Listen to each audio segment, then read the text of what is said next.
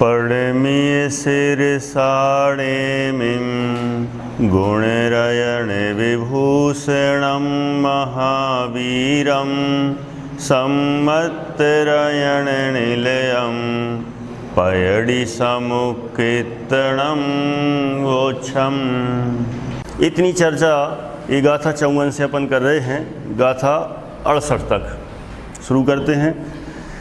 दव्वेकं मम दुविहम आगमनो आगमन्ति तत्पढ़मं कम्मागम परिजानुग जीवोबजोग परिहीणो जानुग शरीर भवियं तब्बदिरित्तं तु होदिजं विदियं तत्थ शरीरं तिविहं तिय काल गयन्ति दो सुगमा भूदं तु चुदं चैदं चदन्ति तेधा चुदं सपाकेणे पडिदं कदली घादप ऋचा गेणुणयं होदी। द्रव्य कर्म आगम नो आगम दुविध कहा कर्मागम का। परिज्ञायक उपयोग रहित आतम आगम द्रव्य कर्म कहा। चेवन ज्ञायक शरीर भावी तद्व्यतिरिक्त भेद है नो आगम। तीन कालगत त्रिविध भेद है ज्ञायक तन दो कहें सुगम। 55 च्युत चावित अरुत्यक्त भेद से भूत शरीर कहा त्रेधा। कदली घात समाधिहीन व च्युत आयु क्षय से पड़ता। 56 यहां कर्म निक्षेप पर चर्चा चल रही है कि कर्मों को कैसे जाने, उसके लिए निक्षेप को हमने साधन बनाया। निक्षेप के माध्यम से हम कर्मों को जान सकते हैं। निक्षेप 4 प्रकार के हैं, नाम, स्थापना, द्रव्य और भाव निक्षेप। नाम के द्वारा कर्म को जानने को उसका नाम कर्म रखा, फिर उसकी स्थापना शरीर आदि में करी। द्रव्य कर्म और भाव कर्म इंद्रियों से दिखते नहीं, इसलिए उनको इस शरीर नोकर में ही स्थापित करा है। ये शरीर में स्थापना करी तो सदृश स्थापना, और यदि किसी अन्य माध्यमों से हम कर्मों को देखते हैं तो वो असदृश यानी अद्दाकार स्थापना कहलाती है। सरलार्थ कर्म संबंधी द्रव्य निक्षेप के 2 भेद हैं, आगम और नो आगम द्रव्य निक्षेप। कर्म संबंधी आगम का जानकार परंतु अभी उपयोग से रहित जीव कर्म संबंधी आगम द्रव्य निक्षेप है। कर्म संबंधी द्रव्य निक्षेप का दूसरा भेद नो आगम 3 प्रकार का है, ज्ञायक शरीर, भावी और तद व्यतिरिक्त। उनमें से ज्ञायक शरीर 3 काल की अपेक्षा 3 प्रकार का है, भूत, वर्तमान और भविष्य संबंधी ज्ञायक शरीर। इनमें से वर्तमान और भविष्य संबंधी ये 2 ज्ञायक शरीर सुगम है। भूत ज्ञायक शरीर 3 प्रकार का है, च्युत, चावित और त्यक्त। कदली घात और परित्याग से रहित, मात्र स्वपाक से तत्संबंधी आयुष्क कर्म की समाप्ति से छूटने वाला शरीर च्युत शरीर है। द्रव्य निक्षेप भूत और भविष्य की पर्याय के आधार पर वर्तमान में कहना द्रव्य निक्षेप है। जैसे कोई पहले अध्यापक था, उसे वर्तमान में भी शिक्षक कहना द्रव्य निक्षेप है। जैसे कोई भविष्य में होगा, उसे वर्तमान में भी वही कहना द्रव्य निक्षेप है। जैसे कोई राजकुमार है, भविष्य में राजा बनेगा तो वर्तमान में राजा भी कहते हैं।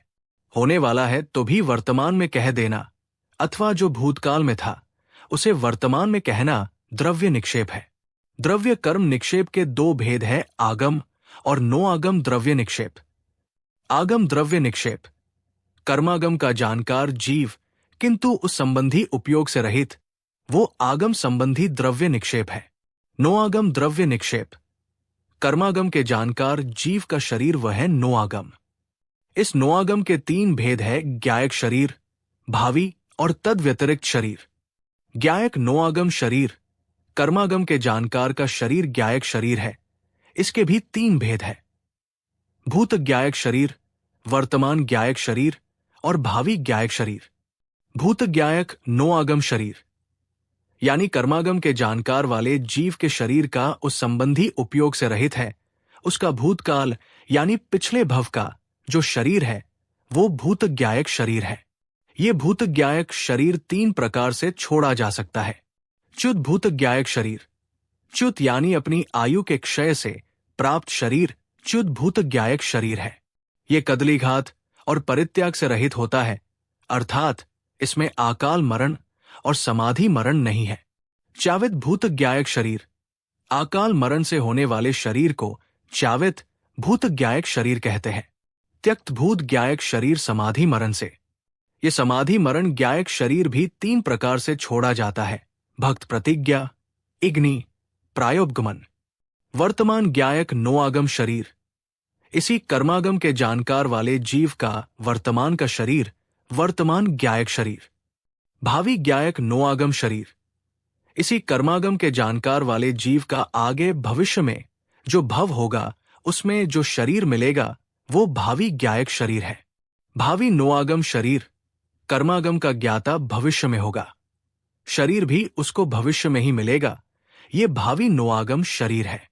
तद व्यतिरिक्त नोआगम शरीर, कर्मागम का जानकार जीव ज्ञायक नोआगम शरीर और भावी नोआगम शरीर, इन दोनों शरीरों से भिन्न तद व्यतिरिक्त नोआगम शरीर है। इसके भी 2 भेद है, कर्म और नोकर्म। भाव निक्षेप, वर्तमान में जो कार्य हो रहा है उसे वैसा कहना भाव निक्षेप है। पूजा करते समय पुजारी, प्रवचन करते समय विद्वान आदि, इसके आगम और नो आग में 2 भेद है। आगम भाव निक्षेप, कर्मागम का जानकार और इसके उपयोग से रहित, वो आगम भाव निक्षेप है। नोआगम भाव निक्षेप, कर्मों के फल को भोगने वाला अथवा उस संबंधी औद्धिक भावों से युक्त जो जीव है वो है नोआगम भाव निक्षेप। द्रव्य कर्म निक्षेप प्रकरण को समझने से लाभ: 1. इससे जीव के त्रिकाल ज्ञान स्वभावी होने की सिद्धि होती है, जो कि जीव को पहचानने के लिए अति आवश्यक है। 2.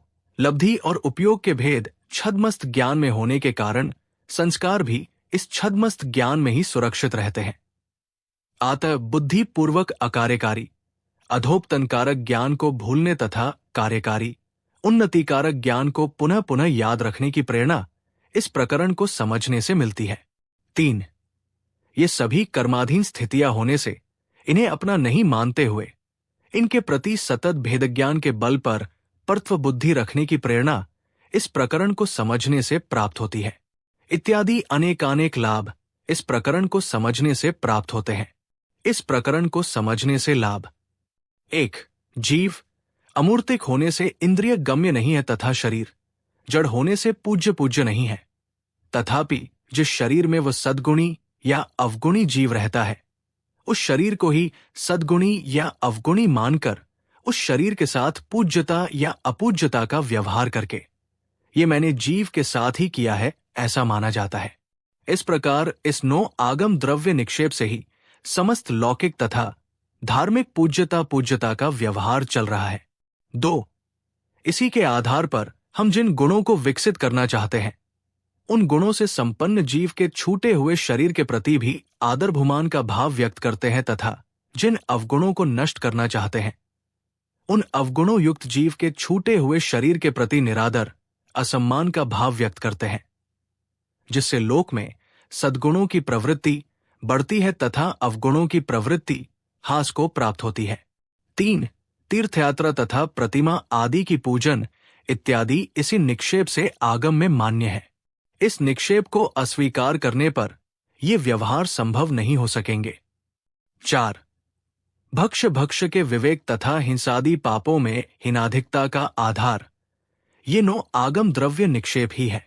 इसी प्रकार शुभ भावों में निमित्तभूत सद्देव गुरु की पहचान का बाह्य आधार ये 9 आगम द्रव्य निक्षेप ही है। 5. शरीर तो नियम से छूटना ही है। यदि हम उससे भेद विज्ञान कर उसका उपयोग आत्म कल्याणकारी कार्यों में करते हैं तो आत्मोन्नति तो होती ही है, शरीर भी सम्माननीय हो जाता है। इस प्रकार प्राप्त शरीर का सदुपयोग करने की भावना इस प्रकरण से पुष्ट होती है। इत्यादि अनेकानेक लाभ इस प्रकरण को समझने से प्राप्त होते हैं। गोमटसार कर्मकांड 54 से 56 के आधार से द्रव्य निक्षेप की व्याख्या पूरी हुई। ये व्याख्या पर डॉक्टर प्रवीण जी शास्त्री जी के व्याख्यान से ली गई है। यदि आपको ये पोस्ट उपयोगी लगा हो तो वीडियो को लाइक, शेयर और चैनल को सब्सक्राइब जरूर करें। शीर्षक, डिस्क्रिप्शन, हैशटैग्स, रिलेटेड कीवर्ड्स दे। जिनवाणी माता की जय।